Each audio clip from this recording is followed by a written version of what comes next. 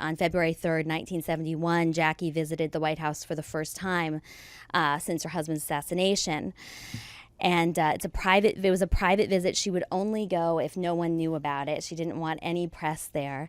And she went for the unveiling of the official portraits, her portrait and her husband's portrait. And she brought along 13-year-old Caroline and 10-year-old John Kennedy Jr.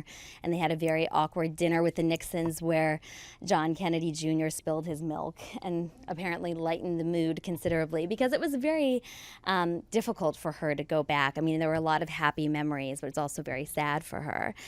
And there are wonderful letters at the Kennedy Library that are just incredible that John Kennedy Jr. wrote to Pat Nixon and President Nixon saying, "I can never thank you more for showing us the White House. I really liked everything about it."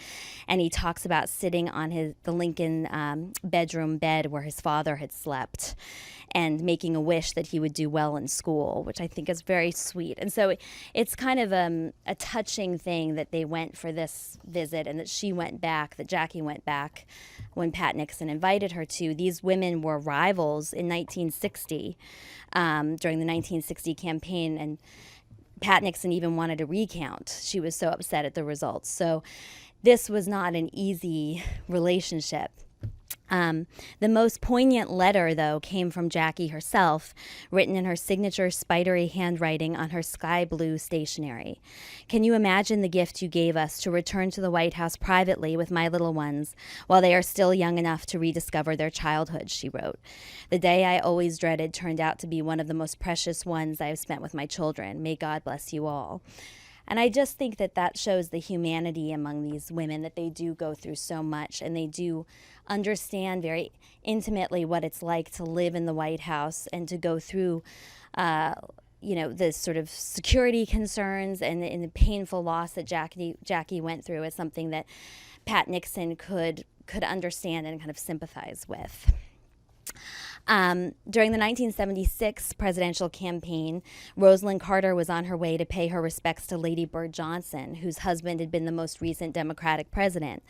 The day before their meeting, Jimmy Carter's embarrassing Playboy interview was published, where he talked about committing adultery in his heart many times. And something else he said in that very embarrassing interview was where he talked about how Nixon and Johnson both lied and cheated and distorted the truth. And merely mentioning Johnson and Nixon in the same breath at that time, so close to Watergate, was anathema to Democrats. It was very upsetting. So here's Rosalind Carter in this very awkward position of paying her respects to Lady Bird Johnson, very shortly after this article ran.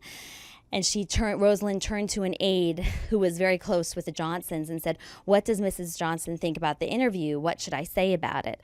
And the aide said, "You don't say anything, Mrs. Carter. You're a Southern lady just like Mrs. Johnson. It won't be brought up.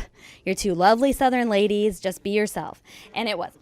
So, I mean, these women, there's a code that, Lady Bird Johnson knew better than anyone what it was like to deal with a husband who offended and upset people at times.